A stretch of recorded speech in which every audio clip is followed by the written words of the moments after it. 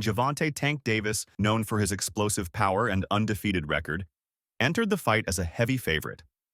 A multiple-time world champion in multiple weight classes, Davis has built a reputation as one of the most dangerous punchers in the sport.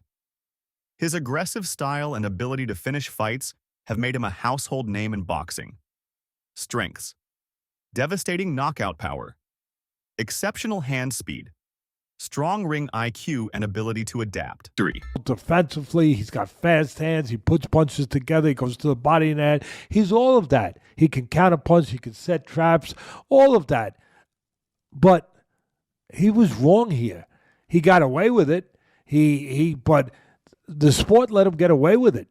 There's nothing wrong with the fighters. Weaknesses: defensive lapses, tends to start slow in fights, can struggle against technical boxers. Lamont Roach, the underdog who refused to quit. On the other side of the ring was Lamont Roach, a tough and determined fighter who came into this bout as a massive underdog. Moving up from super featherweight to lightweight to take on Davis, Roach had everything to prove. And I thought I was doing my thing, so I'm not really that frustrated about that.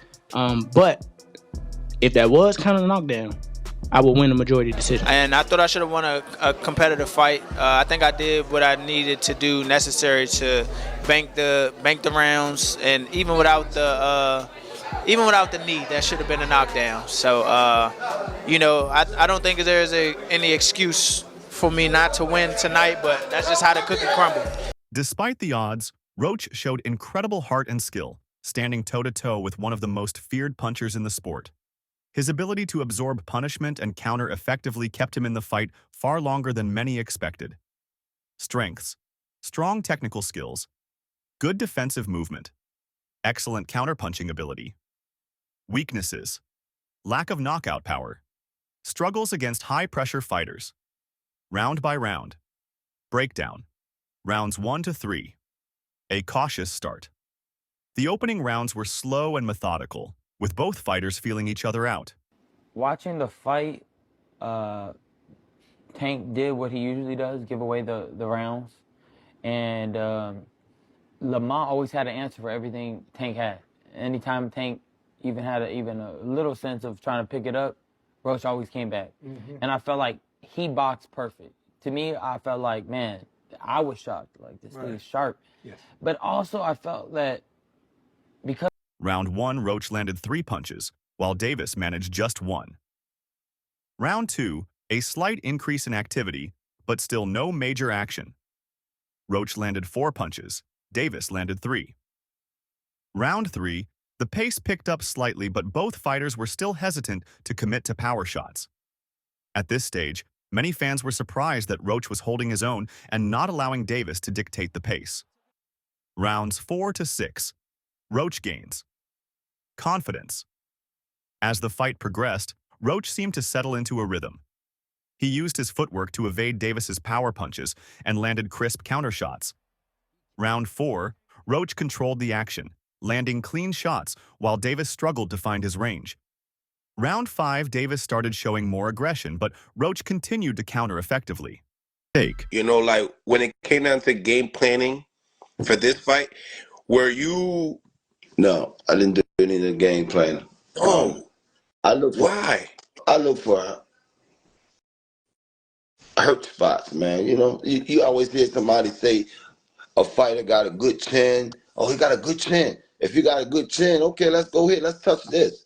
The chin ain't the only thing that can get you out of there. There's other things you can do and then go back to the chin. I won't go into details, but I look at shit different from a lot of people, man.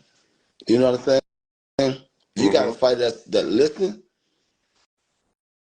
he's gonna be a hell of a fighter if he listens to what I tell him, Round 6, a close round, but Roach's activity and accuracy seemed to give him the slight edge.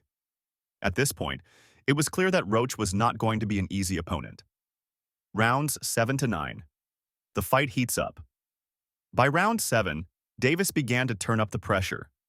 Round 7, Davis landed a strong right hand that finally seemed to shake Roach. He's throwing a lot more. That left is landing. That straight left. Round 8, Roach recovered well and continued to fight back. but Davis was now in control. Round 9. The most controversial moment of the fight, Davis took a knee.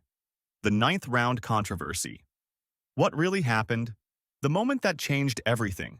In the 9th round, Davis suddenly took a knee, which should have been ruled a knockdown. If the return strike has any other result, the match result stands. That's crazy. So you can get KO'd, you get finished, they give you 2 minutes to come back, and if you could knock that guy out, then it's a draw. They also haven't used the rule yet. So you go knockout for knockout.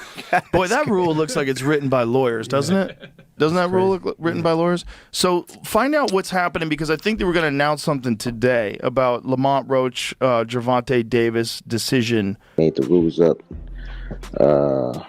Yeah, that was bullshit. It should have been called a knockdown. You can't take a break like that.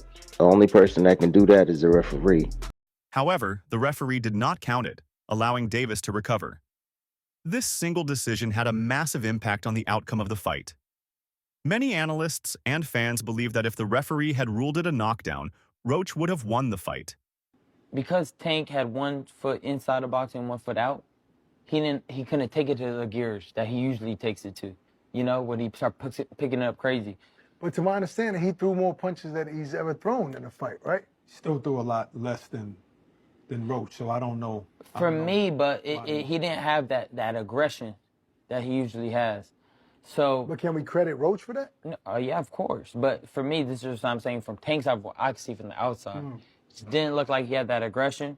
But it's to credit, Lamont, he fought perfect to me. I feel like he has Tank's number in a way. You can see in the fight that he just timed him on things that he knows he's going to do. Right. And I thought Lamont won. Boxing analysts like Kevin Iole and former champions like George Kambosos Jr. openly criticized the decision, stating that a knee should always be considered a knockdown. Because of referee Steve Willis, nobody could have seen that coming. But a call by the referee in the 9th round was the difference in the fight, and that is really unfortunate. You can make an argument. Let's throw the 9th round controversy aside for a split second. You can make an argument on who you thought won the fight, because the fight was very close. The final rounds and the judge's controversial decision. Rounds 10 to 12, Davis regained control, landing heavy shots, but Roach never backed down. Final decision.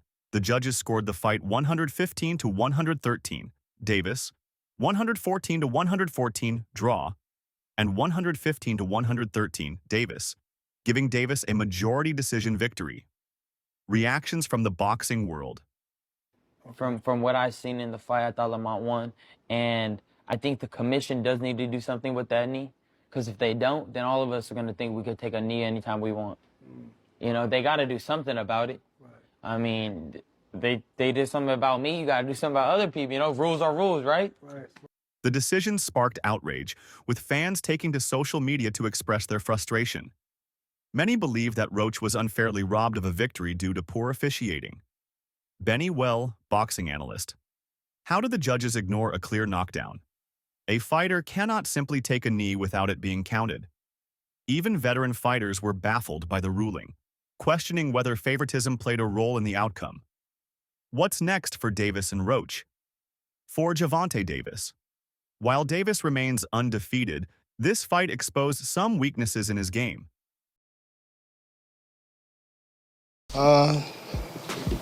Nobody like a draw, from a guy that get knockouts and things like that, but it's cool.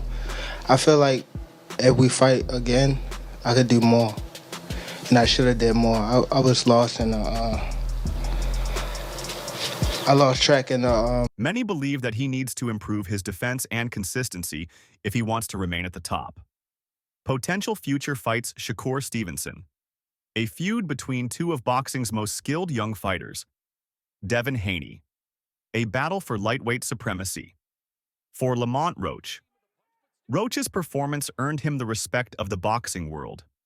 Even though he lost on the scorecards, many believe he proved himself as an elite fighter.